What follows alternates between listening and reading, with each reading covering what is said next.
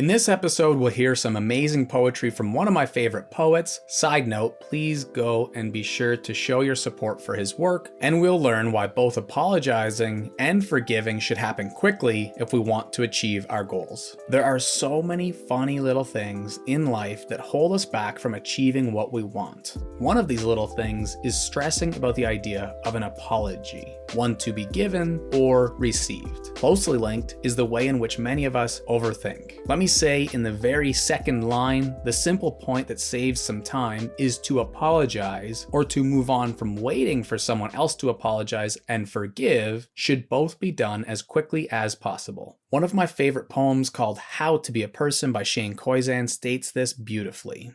3. Apologize. You will not always be right. You will not always be wrong. You will hopefully always be learning. Atonement is a sacrifice of pride.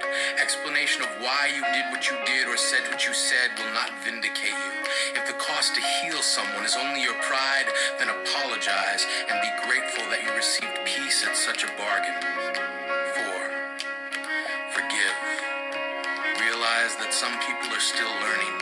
If forgiveness is not possible, then think of everything you have ever wanted to be forgiven for but weren't. Hold that uneasiness in your mind until you feel your desire for absolution becoming a wish. Realize you can grant this wish for others. If you are waiting for forgiveness, be prepared to wait. Be prepared to stand in the path of time and wither. Respect that forgiveness is difficult. Not all trespasses are equal, and not everyone will heal according to your schedule.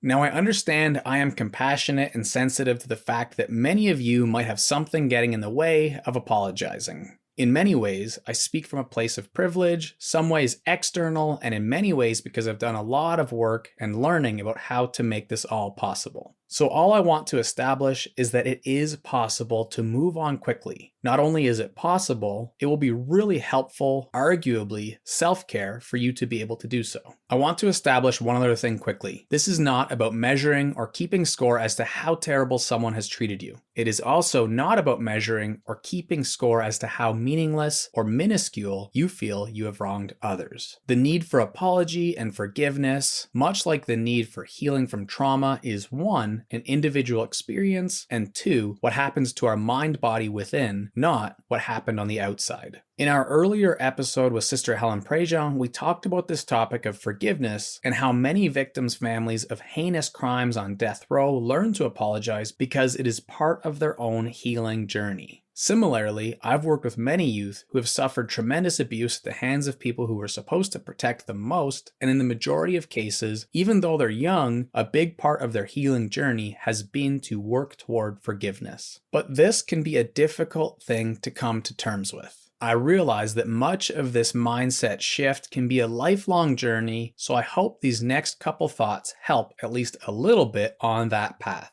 The most important point, because I can literally hear the complaining right now, is that this is not about becoming soft or making us a pushover. I could fight anyone, anytime, and I feel in the majority of cases, physically, and a far majority of the cases verbally, I would probably win. But that's not the point. The point is that such dragging out of apologies or forgiveness gets in the way of us being our best. That's true toughness, setting pride and ego aside to put things in a place that allows you to truly thrive for you. The debate about right or wrong can be irrelevant. In many ways, it's a never-ending debate. Even in the highest courts of law with all the decision-making power and money in the world, they often can't figure that out. So how are we supposed to? As just individual creators of an experience, how are we supposed to figure out who is right or wrong and how much? Whether someone feels you wronged them or you feel you've been wronged, eventually living your best life rather than waiting becomes the best next move. Much like hate scaling with love, the more relationships you create, the more you put yourself out there, the more interactions, the higher the chances someone will be feeling like they have been wronged by you. Yet, we have limited energy. If we want to expand to our true potential, at first, there will be room for negative energy, but eventually, we'll need to make more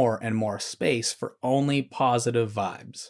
Goal setting and growth thrive in the power of now, the present mindful moment. It is not possible to worry about your past and live mindfully at the same time. Therefore, if nothing else, being able to apologize or forgive because it puts us back in the moment is definitely a reason to do it. And finally, when it comes to forgiveness, the resentment we carry will hurt us more and more, providing fresh reminders as to why we should be upset and feel pain. Or arguably worse, why we aren't worthy of feeling joy and vitality. This can lead to finding comfort in the zone of being a lifelong victim. But life will be a lot more simple if you forgive long before anyone else decides to apologize.